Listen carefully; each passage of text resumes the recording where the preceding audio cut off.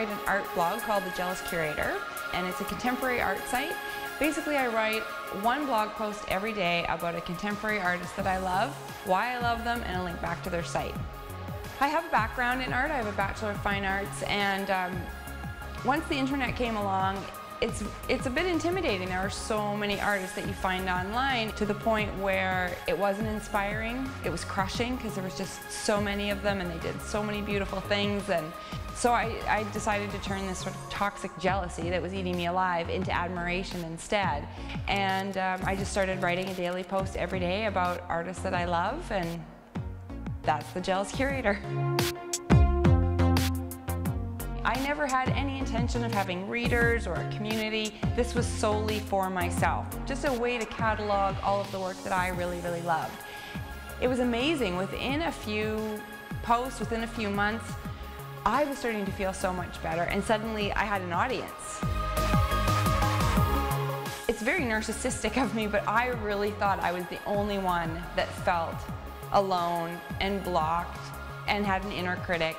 And I guess the wording, The Jealous Curator, it just resonated with a lot of people, and I now know, 6 years later, that so many creative people feel exactly the same way. So I just, all of a sudden, very quickly, without really trying, had this amazing, like-minded community growing around me.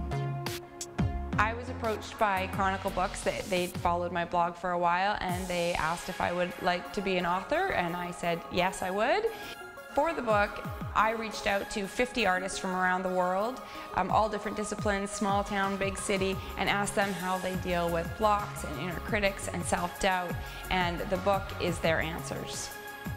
The Bedford Gallery reached out to me and said that they would like me to curate a show. Anything that I liked, what would I like to do? And I really wanted to bring the book to life, and so I worked with their director, and that's what we've done. It's really cool. It's like standing in the middle of my book. There are all sorts of things in this show. I wanted to make sure that there was a good representation of photography and painting, mixed media, sculpture, collage, and all of it has a very contemporary feel. It's got a really bright, fun palette too.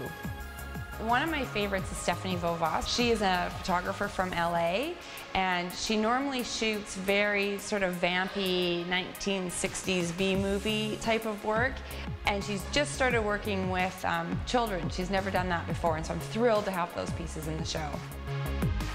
Lisa Congdon is another artist who I love. She's actually from Oakland.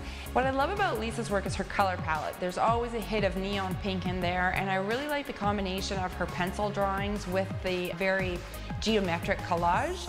And so I think that's why I love her mixed media pieces so much, because they truly are mixed media.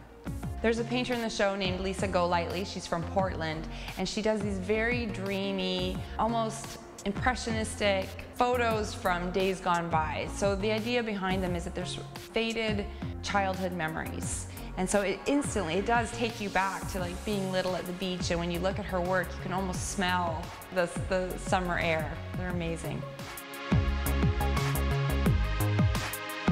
I'm no longer jealous. I figured out, I understand now that there is a place for everyone that wants to create, including me.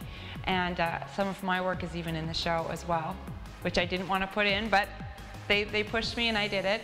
And so yeah, coming to see it in a book and now in an exhibition is just beyond thrilling to me.